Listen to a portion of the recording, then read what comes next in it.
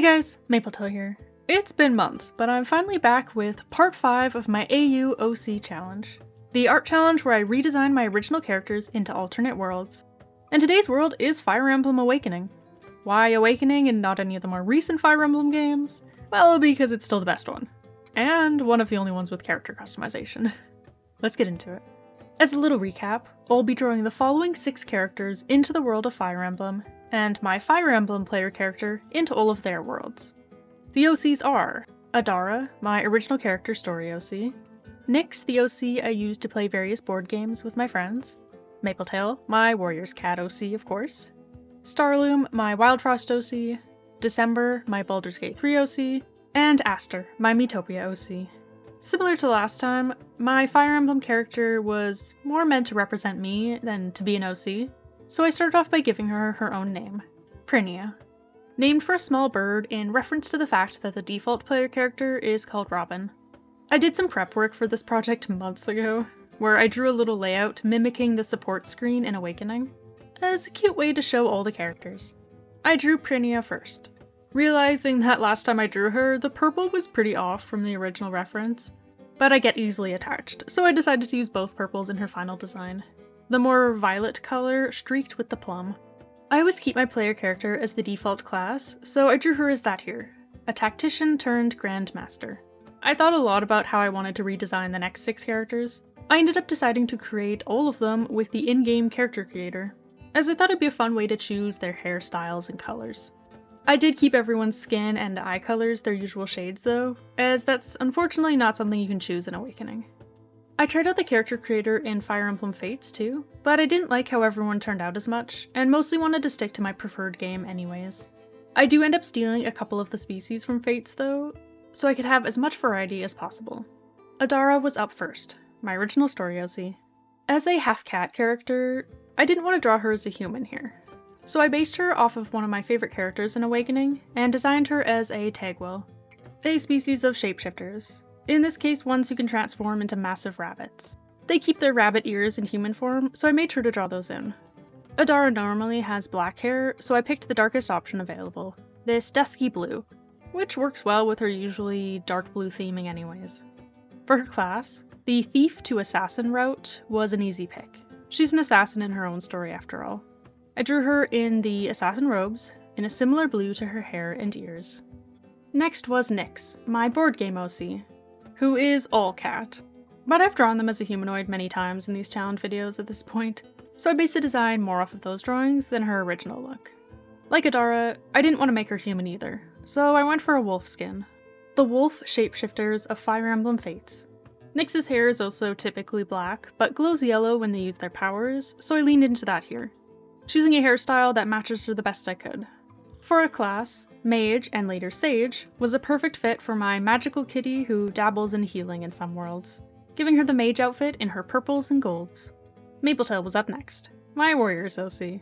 Again, based more on the humanoid designs I've done for her. I found a hair color and style that look nearly perfect, and even a face with her freckles. This design was definitely the most accurate out of the group, and going back to Fates, I made Mapletail a kitsune, fox shapeshifters from that game. Closest to a cat we're getting, so I wanted to save it for her, even though like half these OCs are cat-based. I like what I like. For her class, I went fighter who classes up to hero. Felt very warrior cats. There is also literally a warrior class, but I much prefer hero, so I wanted to include it somewhere.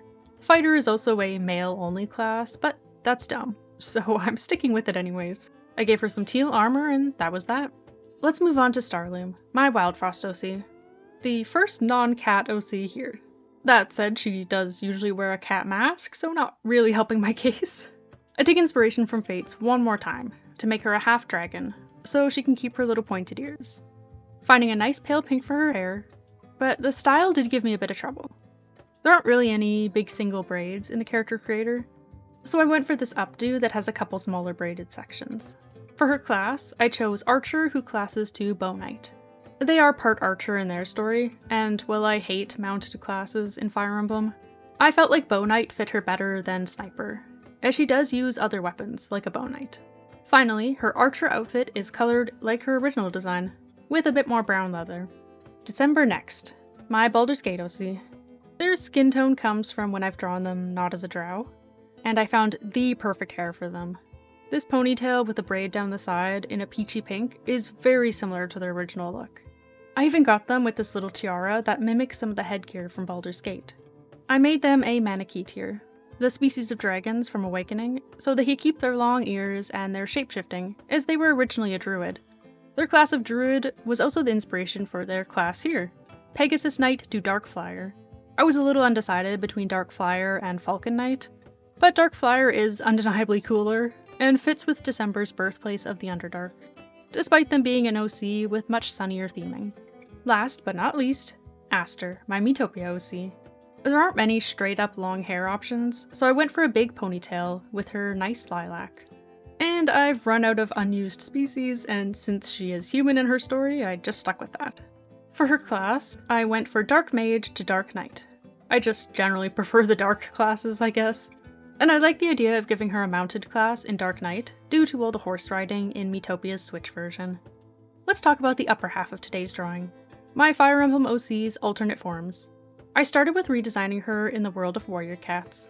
For this design, I took Prinia's hair color and made it a bit grayer for that cat look, adding paler splotches to her face and tail, keeping her grey-brown eyes. I gave her cute fluffy cheeks to reference her hairstyle a bit, and longer fur across her body too. Because of Prinia's bird-themed name, I gave her the warrior's name of Birdfall, choosing SkyClan as her home. My first SkyClan OC in this series. About time! But I'm glad I saved it for Birdfall, as it just felt fitting for her. Next was my original story design. Once upon a time, this world was actually first inspired by Fire Emblem. More so Fates and Awakening, but it still felt special bringing in a Fire Emblem OC for that reason. I made her a Terrigen here, my species of dragon people, drawing her with the signature long ears and dragon wings. The dragons of my world live up north in the Cold Flame Kingdom, so I gave her a fluffy warm collar, using lots of purple and gold, similar to her tactician coat of Awakening. Then to slot her into the story, I made her mother to a very early OC in this canon, Tatsu Nar, who is also a purple-haired dragon. Felt meant to be. Moving on to my board game design, we're going back to cats. All the OCs of this world are cat people, so I pretty much just combined the last two designs into one. The fur from the warrior's design and the hair and outfit colors of the last design. I decided on the name and title of Prinia Darkflight, Strategist of the Sky, keeping with the flying creature theming of this OC. I gave her a bit more of what I'd imagine a sky rider to wear here, with riding gloves and wing details on her shirt. This probably ended up being one of my favorite designs. I've already put it up on my art fight, along with all the other OCs of this type. Wildfrost was next on the list. I designed her as a clunk master from the game, as it's my least drawn tribe so far for this challenge, and I felt like their inventiveness fit best with Prinia's whole tactician thing. Her appearance didn't have to change too much, just gaining the pointed ears and the beard of a clunk master. The color scheme remained the same, and she got a fit more fitting to the game. A pointed gnomish hat and simple armor. I also assigned her 3 of Wildfrost's charms, as I usually do in this challenge. Cute little ability buffs, choosing Squid, Shadeslug, and Scorchberry, mostly just for their looks and overall vibe. This is one of the only times I changed her name a bit too, calling her Clunkmaster Prin, to fit a bit better with the game. Baldur's Gate 3 was next. I usually make the character I'm designing in Baldur's Gate's character creator before drawing them, but that felt like a bit of a whole thing for an OC I'm likely never going to get the chance to actually use in-game. So I used my favorite 7-hour-long video on the character customization to find a fitting hairstyle, and just went for it. I knew I wanted Prinia to be a drow here, with the class of Warlock and the subclass of Hexblade. I wanted a magic-based class, and Warlock felt fitting, and was one I hadn't used for this challenge before.